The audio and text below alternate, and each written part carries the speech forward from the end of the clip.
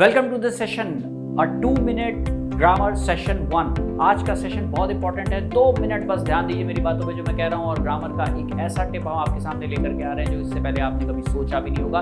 बहुत simple, 2 minute के अंदर ग्रामर कैसे समझनी है, सिर्फ टू द पॉइंट और क्लियर कट पॉइंट है जिसको आप तुरंत के तुरंत समझ जाएंगे और आगे यूज कर पाएंगे। सारे कॉम्पिटिशन से लेकर के हर जगह के एग्जामिनेशन में, इवन स्पोकन और रिटन इंग्लिश में भी आपको मदद करेगा ये point. Let's see what the point is. Shortcut points, pronoun के कैटेगरी का ये पॉइंट है। बहुत सिंपल सा है, ध्यान रखिएगा। कोई भी सेंटेंस अगर एवरी से, सम से, एनी से, नो से जो है स्टार्ट हो रहा हो, every, some, any, no, when used with one, body और थिंग। जब कभी सेंटेंस में एवरी, सम, एनी, नो जो है, ये 4 वर्ड्स को वन, बडी या थिंग के साथ यूज किया जाता है तो ये इनडेफिनेट प्रोनाउंस मतलब अनिश्चित सर्वनाम को बनाता है। जैसे कि everyone, everybody, everything, someone, somebody, something, anyone, anybody, anything और नो वन, नोबडी और नथिंग। ये सब अनिश्चित सर्वनाम होते हैं क्योंकि किसी पर्टिकुलर व्यक्ति को नहीं कहते हैं।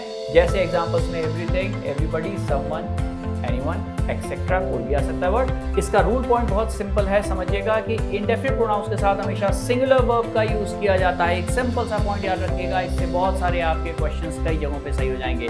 जैसे somebody is waiting outside for you, देखिए is का यूज किया गया है somebody के साथ। anybody needs my help, किसी को मेरी मदद की जरूरत है, देखिए needs सिंगुलर यूज किया गया है। no one needs your help, देखिए फिर सिंगुलर आ गया है। anyone can do this work, it's dead easy।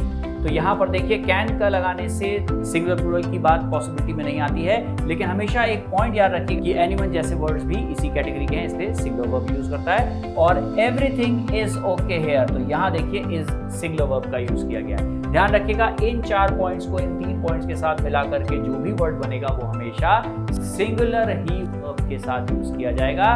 ये 2 मिनट ग्रामर टिप सेशन 1 में हमने आपको बताया है, याद रखिएगा, आगे आपको काम आएगा। That would be all. Thank you and take care.